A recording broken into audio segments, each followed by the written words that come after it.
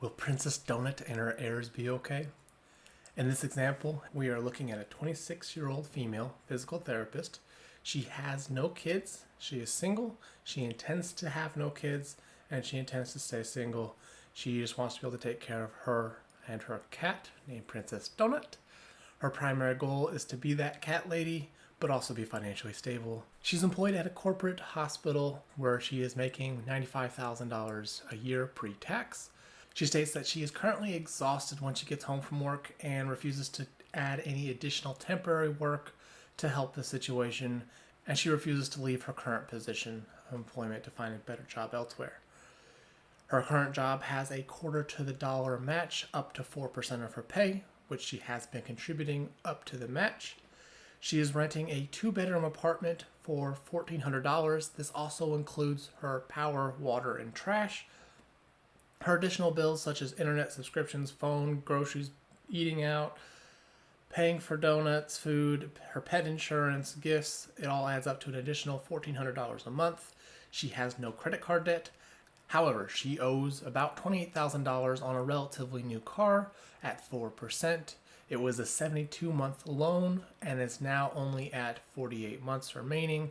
Her monthly car payment is $644.82, and she owes a whopping $92,000 on her student loan still at 6%. Her minimum monthly payment is $600. However, you have to look at this and it's costing her $460 a month on interest. This means that only $140 a month for this next payment is going towards her principal. So at paying at this rate, she will be paying for that student loan forever. She has $4,200 in her bank account, and she already has $5,000 saved in her 401k. Total monthly expenses, everything added up so far to this point, equals up $4,044.82. Her gross pay is $7,916.76. Her net pay after deductions, after insurance, after her 401k contribution is $5,950. That leaves her a margin to work with of $1,905.18. So what should we do? If you've listened to my other videos yet, you'll probably know what I'm going to say. If you haven't, please go back and listen to those other videos as well to kind of get a good grasp as to what I would recommend. Typically, I recommend that she needs to have a 6-month emergency fund with a 1-month buffer. Now, the 6-month emergency fund goes into a separate high-yield savings account, one which she will not see on the daily basis, and one in which she should not believe she has really access to unless it's an actual emergency. Now, if she does not have that self-control to do this, I typically do not recommend they do a 6-month emergency fund first. But again, stuff does hit the fan at times, and I believe it'll be better for her peace of mind. Better, let's say, if a circumstance does arise where she loses her job or anything, better to have that 6-month emergency fund. But you have to not be able to touch these funds. The 1-month buffer is so that she has a month of expenses already in her primary bank account prior to the month ending. So the month ends and she already has the next month expenses in her primary bank account. So what does this equal up for OP? Her expenses equaled up $4,044.82. Multiply this by 6, you get $24,268.92 plus an additional $4,044.82 in her primary bank account for that buffer. So that means that's $28,313.74, but she already has $4,200, so you minus that, and you get $24,113.74.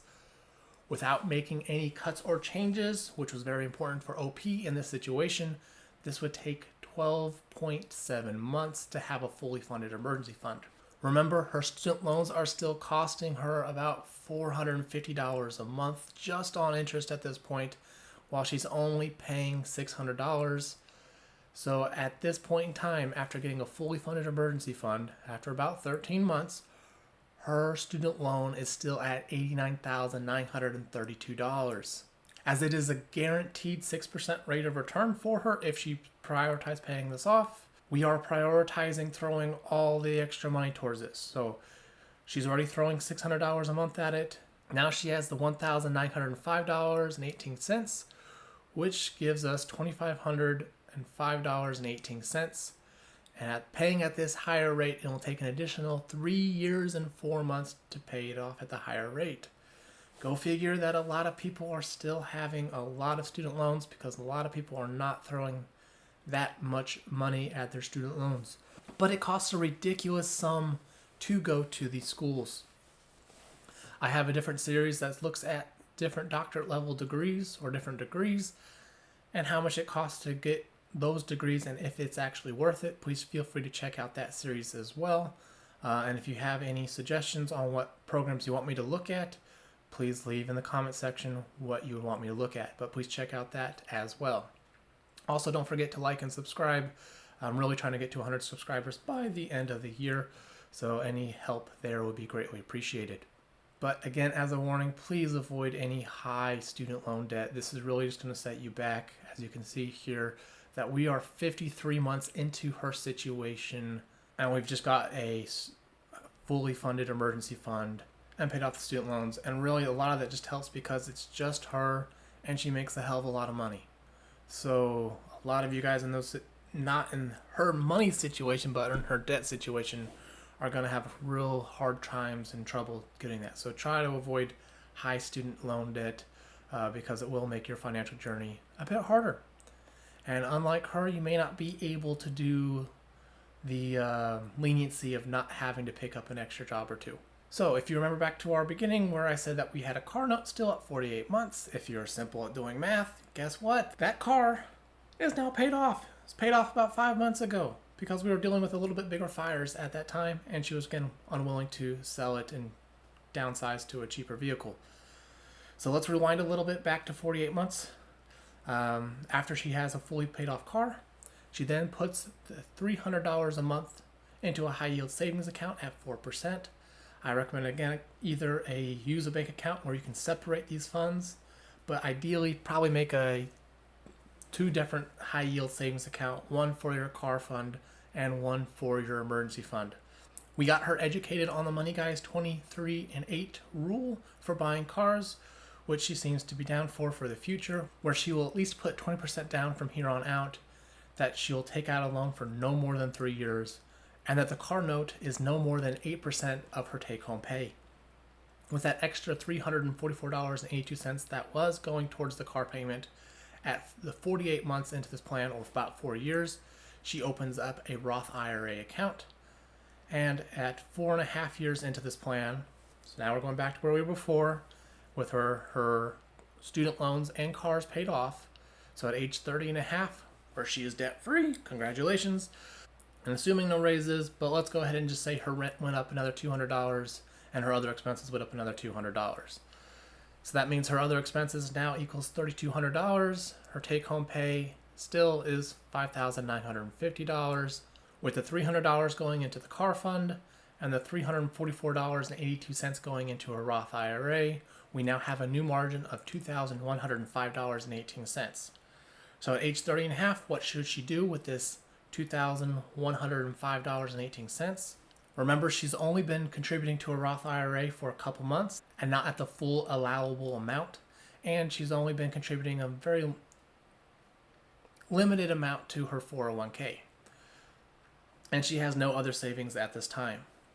Again, if you've listened to my other videos, you'll know that I am a pretty big fan of the Wealthy Barber's 10% fund, as she is 30 and a half years old and doesn't have any of this saved.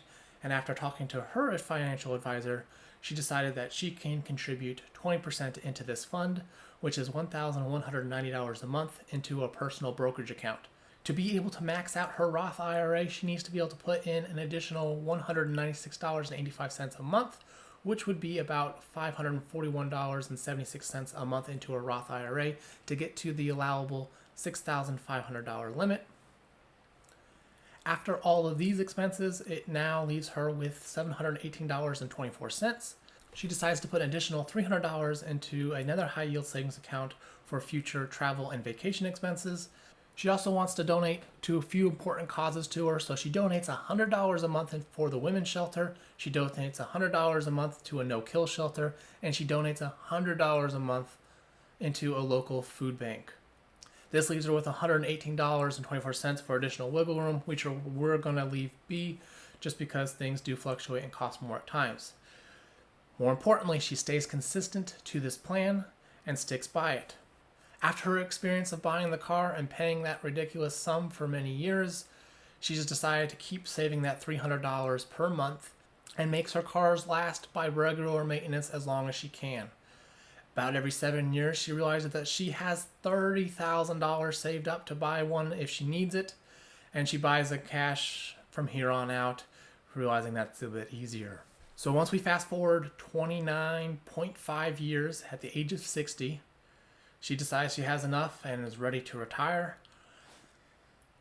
What were our accounts looking at this phase? In my examples, we use a really conservative rate of return of just 8%. This kind of helps account for inflation, and this helps account for some general gyration in the market.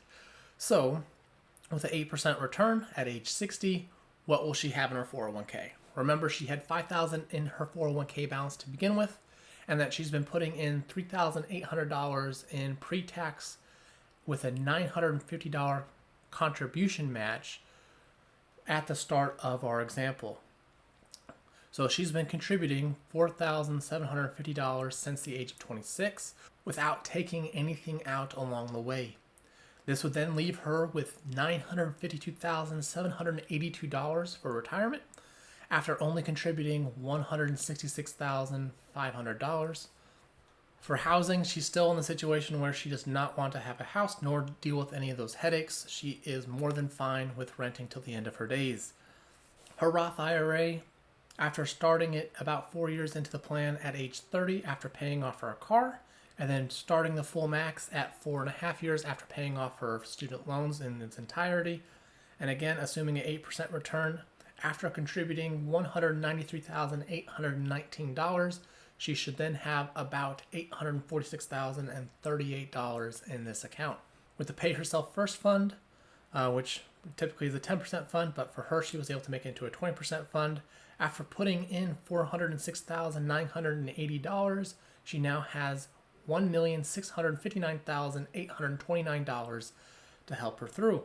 It is also, I think, important to note that she put herself in a position that she was able to give and give generously. She gave over $3,600 a year, which over this time period equated out to over $100,000 in charitable giving. If she uses a conservative withdrawal rate, her income in retirement, not including Social Security and any other benefits, but just what we have discussed today, her income would be higher than what it was pre-retirement. From her Roth IRA, only pulling 3%, it's $25,381. That would not be taxed. From her 401k, it's $28,583. That would be taxed. From the 10% fund, that would be $49,795. That would also be taxed for a total of $103,759. Again, looks like she is in really good shape.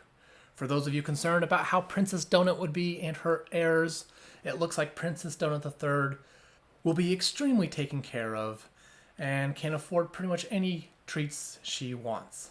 Please like, share, subscribe. Again, I'm truly trying to get this channel to grow and get to 100 subscribers at least by the end of the year. So any sharing and commenting and subscribing would be greatly appreciated. Again, thanks all. Ciao.